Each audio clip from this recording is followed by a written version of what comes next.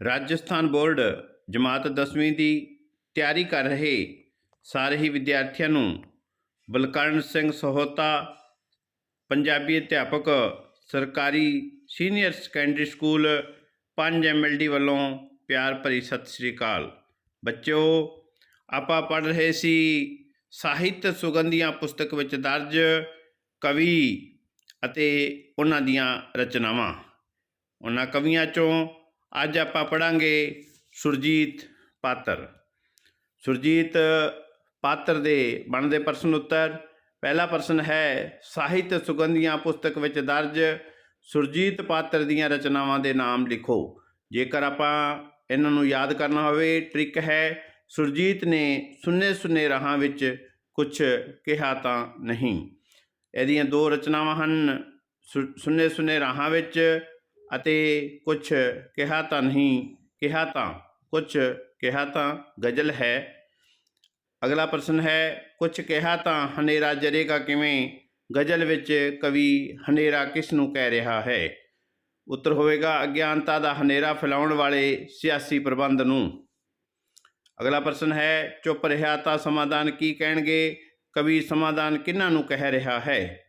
ਉੱਤਰ ਹੋਵੇਗਾ, ਗਿਆਨ ਦਾ ਚਾਨਣ ਫੈਲਾਉਣ ਵਾਲੇ ਦੀਵਿਆਂ ਵਿਅਕਤੀਆਂ ਨੂੰ ਕਹਿ ਰਿਹਾ ਹੈ।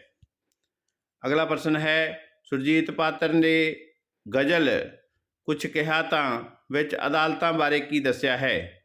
ਉੱਤਰ ਹੋਵੇਗਾ, ਕਵੀ ਅਦਾਲਤਾਂ ਬਾਰੇ ਦੱਸਦਾ ਹੈ ਕਿ ਆਪਣੇ ਫੈਸਲੇ ਨੂੰ ਸੁਣਨ ਦੀ ਉਡੀਕ ਵਿੱਚ ਲੋਕ ਦਰਖਤਾਂ ਵਾਂਗੂ ਸੁੱਕ ਗਏ ਹਨ। ਉਹਨਾਂ ਨੂੰ ਹੁਣ ਨਿਆਂ ਦੀ ਆਸ ਛੱਡ ਕੇ ਆਪਣੇ ਉਜੜੇ ਘਰਾਂ ਨੂੰ ਪਰਤ ਜਾਣਾ ਚਾਹੀਦਾ ਹੈ। ਅਗਲਾ ਪ੍ਰਸ਼ਨ ਹੈ, ਕਵੀ ਸੁਰਜੀਤ ਪਾਤਰ ਤੋਂ ਉਸਦੇ ਯਾਰ ਕੀ ਆਸ ਰੱਖਦੇ ਸੀ। ਜੇਕਰ ਕਵੀ ਨੇ ਉਹਨਾਂ ਦੀ ਆਸ ਪੂਰੀ ਨਾ ਕੀਤੀ ਤਾਂ ਕੀ ਹੋਵੇਗਾ। ਉੱਤਰ ਹੈ, ਕਵੀ ਦੇ ਯਾਰ ਜੋ ਕਿ ਦੁੱਖ ਸਹਿੰਦੇ ਸਹਿੰਦੇ ਮਰ ਗਏ ਹਨ, ਉਹ ਇਹ ਆਸ ਰੱਖਦੇ ਸੀ ਕਿ ਇੱਕ ਦਿਨ ਉਹਨਾਂ ਦਾ ਯਾਰ ਉਹਨਾਂ ਦੇ ਦੁੱਖਾਂ ਦਾ ਗੀਤ ਜ਼ਰੂਰ ਬਣਾਊਗਾ। ਕਵੀ ਕਹਿੰਦਾ ਹੈ ਕਿ ਜੇਕਰ ਮੈਂ ਉਹਨਾਂ ਦੇ ਦੁੱਖਾਂ ਦਾ ਗੀਤ ਨਾ ਬਣਾਇਆ ਤਾਂ ਉਹ ਰੂਹਾਂ ਬਣ ਕੇ ਭਟਕਦੇ ਰਹਿਣਗੇ। ਅਗਲਾ ਪ੍ਰਸ਼ਨ ਹੈ, ਮਜਬੂਰੀ ਵਸ ਵਿਦੇਸ਼ਾਂ 'ਚ ਗਏ ਲੋਕਾਂ ਬਾਰੇ ਕਵੀ ਸੁਰਜੀਤ ਪਾਤਰ ਕੀ ਕਹਿਣਾ ਚਾਹੁੰਦੇ ਹਨ।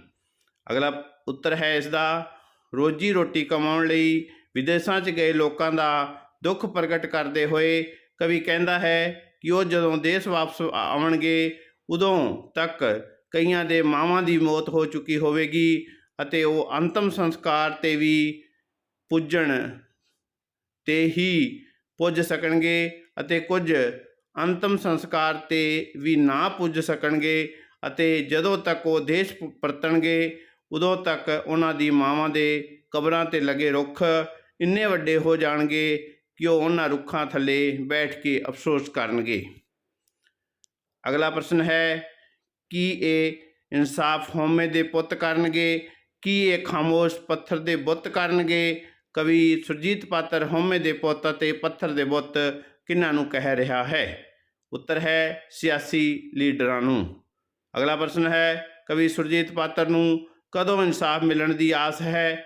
ਉੱਤਰ ਹੈ, ਕਵੀ ਨੂੰ ਰਾਜ ਬਦਲਣ 'ਤੇ ਇਨਸਾਫ ਮਿਲਣ ਦੀ ਆਸ ਹੈ, ਕਿਉਂਕਿ ਕਵੀ ਸੋਚਦਾ ਹੈ ਕਿ ਜੇ ਸੂਰਜ ਚੜ੍ਹਦਾ ਹੈ ਉਹ ਲਹਿੰਦਾ ਵੀ ਹੈ, ਇਸੇ ਤਰ੍ਹਾਂ ਰਾਜ ਜ਼ਰੂਰ ਬਦਲੇਗਾ।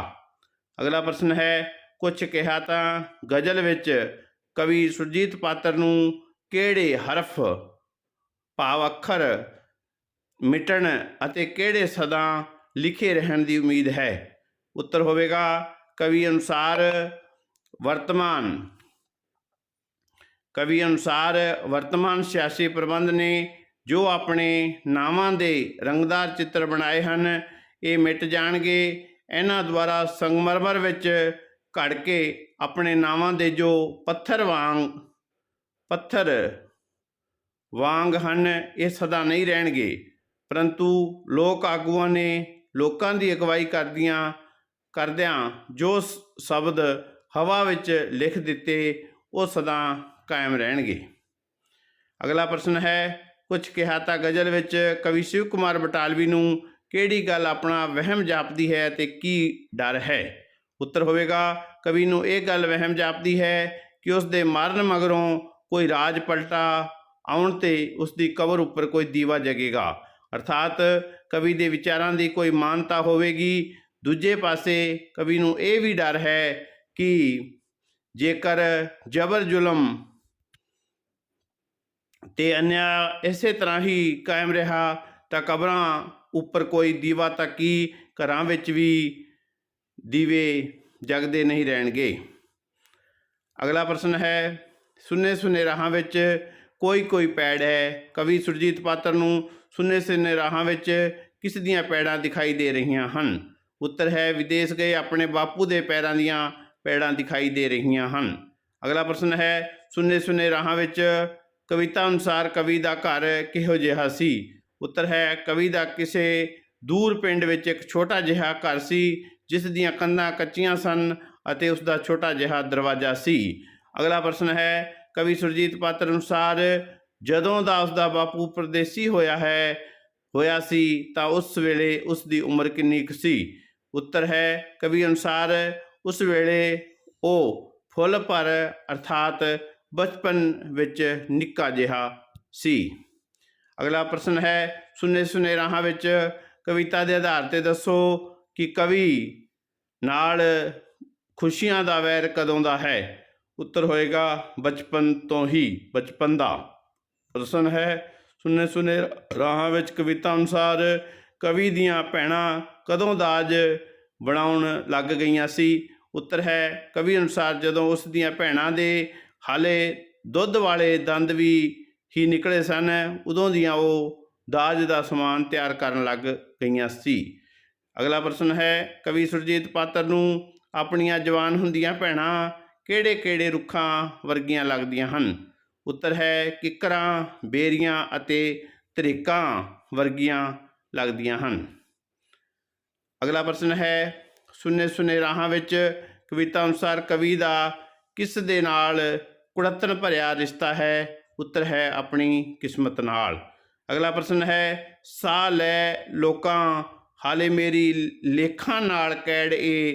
ਕਵੀ ਸੁਰਜੀਤ ਪਾਤਰ ਨੂੰ ਕਿਉਂ ਲੱਗਦਾ ਹੈ ਕਿ ਲੋਕਾਂ ਨੇ ਤਾਂ ਸਾਹ ਲੈ ਲਿਆ ਪਰ ਉਸ ਦੀ ਕਿਸਮਤ ਵਿੱਚ ਕੁੜੱਤਣ ਹੀ ਕੁੜੱਤਣ ਹੈ? ਉੱਤਰ ਹੋਵੇਗਾ, ਕਵੀ ਅਨੁਸਾਰ ਲੋਕਾਂ ਤਾਂ ਆਪਣੇ ਫਰਜ਼ਾਂ ਤੋਂ ਵਿਹਲੇ ਹੋ ਗਏ ਨੇ ਅਤੇ ਉਹਨਾਂ ਨੇ ਸੁੱਖ ਦਾ ਸਾਹ ਲੈ ਲਿਆ ਹੈ, ਪਰ ਕਵੀ ਨੂੰ ਲੱਗਦਾ ਹੈ ਕਿ ਉਸ ਦਾ ਤਾਂ ਆਪਣੀ ਕਿਸਮਤ ਨਾਲ ਹੀ ਕੁੜੱਤਣ ਭਰਿਆ ਰਿਸ਼ਤਾ ਹੈ। ਅਗਲਾ ਪ੍ਰਸ਼ਨ ਹੈ, ਸੁੰਨੇ ਸੁੰਨੇ ਰਾਹਾਂ ਵਿੱਚ ਕਵਿਤਾ ਅਨੁਸਾਰ ਉਸ ਸਮੇਂ ਦਾ ਵਰਣਨ ਕਰੋ ਜਦੋਂ ਕਵੀ ਦਾ ਪਿਤਾ ਪਹਿਲੀ ਵਾਰ ਪ੍ਰਦੇਸ਼ ਗਿਆ ਸੀ। ਉੱਤਰ ਹੋਵੇਗਾ, ਕਵੀ ਅਨੁਸਾਰ ਜਦੋਂ ਉਸ ਦਾ ਪਿਤਾ ਪ੍ਰਦੇਸ਼ ਗਿਆ ਉਸ ਸਮੇਂ ਸਿਆਲ ਦੀ ਰੁੱਤ ਸੀ ਅਤੇ ਧੁੰਦ ਪੈ ਰਹੀ ਸੀ। ਕਵੀ ਨੂੰ ਰਾਤ ਮੈਲੀ ਜਿਹੀ ਲੱਗਦੀ ਸੀ। ਸੂਰਜ ਚੜ੍ਹਨ ਵਿੱਚ ਹਾਲੇ ਦੇਰ ਹੀ ਸੀ। ਅਗਲਾ ਪ੍ਰਸ਼ਨ ਹੈ, ਬਾਪੂ ਦੇ ਪ੍ਰਦੇਸ਼ ਜਾਣ ਤੋਂ ਪਹਿਲਾਂ ਕਵੀ ਦੀ ਹਾਲਤ ਕਿਹੋ ਜਿਹੀ ਸੀ? ਉੱਤਰ ਹੈ, ਬਾਪੂ ਦੇ ਪ੍ਰਦੇਸ਼ ਜਾਣ ਤੋਂ ਪਹਿਲਾਂ ਕਵੀ ਆਪਣੀ ਕਿਸਮਤ, ਦੁੱਖਾਂ ਤੇ ਗਰੀਬੀ ਨਾਲ ਲੜ ਰਿਹਾ ਸੀ। ਅਗਲਾ ਪ੍ਰਸ਼ਨ ਹੈ, ਮੇਰੀ ਮਾਂ ਦੇ ਨੈਣਾਂ ਵਿੱਚ ਹੰਝੂ ਤੇ ਹਨੇਰ ਸੀ। ਕਵੀ ਸੁਰਜੀਤ ਪਾਤਰ ਅਨੁਸਾਰ ਉਸ ਦੀ ਮਾਂ ਦੀਆਂ ਅੱਖਾਂ ਵਿੱਚ ਹੰਝੂ ਤੇ ਹਨੇਰ ਕਿਉਂ ਸੀ?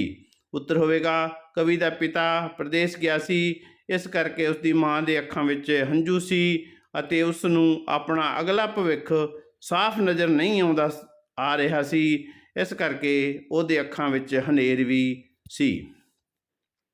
ਅਗਲਾ ਪ੍ਰਸ਼ਨ ਹੈ, ਹਾਲੇ ਤੱਕ ਨੈਣਾਂ ਵਿੱਚ ਮਾੜੀ ਮਾੜੀ ਗਹਿਰੇ ਕਹਿ ਕੇ ਕਵੀ ਸੁਰਜੀਤ ਪਾਤਰ ਕੀ ਕਹਿਣਾ ਚਾਹੁੰਦਾ ਹੈ? ਉੱਤਰ ਹੋਵੇਗਾ, ਕਵੀ ਕਹਿਣਾ ਚਾਹੁੰਦਾ ਹੈ ਕਿ ਉਸ ਦੀ ਮਾਂ ਦੀਆਂ ਅੱਖਾਂ ਵਿੱਚ ਹਾਲੇ ਵੀ ਥੋੜ੍ਹੀ ਥੋੜ੍ਹੀ ਦੁੱਖਾਂ ਦੀ ਲਾਲੀ ਹੈ, ਪਰ ਹਾਲਾਤ ਪਹਿਲਾਂ ਨਾਲੋਂ ਠੀਕ ਹੈ। ਅਗਲਾ ਪ੍ਰਸ਼ਨ ਹੈ, ਕਵੀ ਸੁਰਜੀਤ ਪਾਤਰ ਅਨੁਸਾਰ ਬਾਪੂ ਨੇ ਦੇਸ਼ ਕਿਉਂ ਛੱਡਿਆ ਸੀ? ਉੱਤਰ ਹੋਵੇਗਾ, ਕਵੀ ਅਨੁਸਾਰ ਉਸ ਦੇ ਬਾਪੂ ਨੇ ਪ੍ਰਦੇਸ਼ ਵਿੱਚ ਕਮਾਈਆਂ ਕਰਕੇ ਆਪਣੀਆਂ ਧੀਆਂ ਨੂੰ ਚੰਗੇ ਘਰ ਵਿਆਹੁਣ ਲਈ ਦੇਸ਼ ਨੂੰ ਛੱਡਿਆ ਸੀ। ਅਗਲਾ ਪ੍ਰਸ਼ਨ ਹੈ, ਕਿੰਨਾ ਹੈ ਮਹਾਨ ਦੇਸ਼ ਉਦੋਂ ਪਤਾ ਲੱਗਿਆ? ਕਵੀ ਸੁਰਜੀਤ ਪਾਤਰ ਨੂੰ ਇਹ ਅਹਿਸਾਸ ਕਦੋਂ ਹੋਇਆ? ਉੱਤਰ ਹੋਵੇਗਾ, ਕਵੀ ਕਹਿੰਦਾ ਹੈ ਕਿ ਉਹ ਭਾਵੇਂ ਦੁਖੀ ਹੈ ਪਰ ਆਪਣੀ ਧਰਤੀ 'ਤੇ ਤਾਂ ਸੁਖੀ ਹੈ। ਪ੍ਰਦੇਸ਼ ਵਿੱਚ ਪੈਸਾ ਜ਼ਰੂਰ ਹੈ ਪਰ ਦੁੱਖ ਵੀ ਬਹੁਤ ਹੈ। ਇਹ ਸੋਚ ਕੇ ਕਵੀ ਨੂੰ ਦੇਸ਼ ਦੀ ਮਹਾਨਤਾ ਦਾ ਅਹਿਸਾਸ ਹੋਇਆ। ਅਗਲਾ ਪ੍ਰਸ਼ਨ ਹੈ, ਕਵੀ ਸੁਰਜੀਤ ਪਾਤਰ ਦੇ ਮਨ ਵਿੱਚ ਤਿਰੰਗੇ ਦੇ ਪ੍ਰਤੀ ਜ਼ਿਆਦਾ ਆਦਰ ਸਤਿਕਾਰ ਕਦੋਂ ਪੈਦਾ ਹੋਇਆ? ਉੱਤਰ ਹੋਵੇਗਾ, ਜਦੋਂ ਕਵੀ ਨੂੰ ਅਹਿਸਾਸ ਹੋਇਆ ਕਿ ਵਿਦੇਸ਼ਾਂ ਵਿੱਚ ਪੈਸਾ ਤਾਂ ਹੈ ਪਰ ਦੁੱਖ ਵੀ ਹੈ। ਇਸ ਗੱਲ ਦਾ ਅਹਿਸਾਸ ਹੋਣ 'ਤੇ ਕਵੀ ਨੂੰ ਭਾਰਤ ਅਤੇ ਤਿਰੰਗੇ 'ਤੇ ਮਾਣ ਹੋਇਆ। ਅਗਲਾ ਪ੍ਰਸ਼ਨ ਹੈ, ਝੁੱਲ ਉਹ ਤਿਰੰਗਿਆ ਤੂੰ ਝੁੱਲ ਸਾਡੀ ਖੈਰ ਏ, ਕਵੀ ਸੁਰਜੀਤ ਪਾਤਰ ਇਹ ਗੱਲ ਕਿਉਂ ਕਹਿ ਰਿਹਾ ਹੈ? ਉੱਤਰ ਹੋਵੇਗਾ, ਕਵੀ ਦੇਸ਼ ਅਤੇ ਦੇਸ਼ ਦੇ ਨਿਸ਼ਾਨ ਤਿਰੰਗੇ ਨੂੰ ਕਹਿ ਰਿਹਾ ਹੈ ਕਿ ਤੂੰ ਐਸੇ ਤਰ੍ਹਾਂ ਹੀ ਝੁੱਲਦਾ ਰਹਿ। ਜੇ ਤੂੰ ਲਹਿਰਾਉਂਦਾ ਰਿਹਾ ਤਾਂ ਮੇਰੀ ਸਲਾਮਤੀ ਆਪਣੇ ਆਪ ਹੀ ਬਣੀ ਰਹੂਗੀ। ਬੱਚਿਓ, ਇਹ ਸੀ ਸੁਰਜੀਤ ਪਾਤਰ ਅਤੇ ਉਹਨਾਂ ਦੀਆਂ। ऐसी और भी नई वीडियोस देखने के लिए चैनल को सब्सक्राइब करें, वीडियो को लाइक करें और अपने मित्रों के साथ शेयर करें।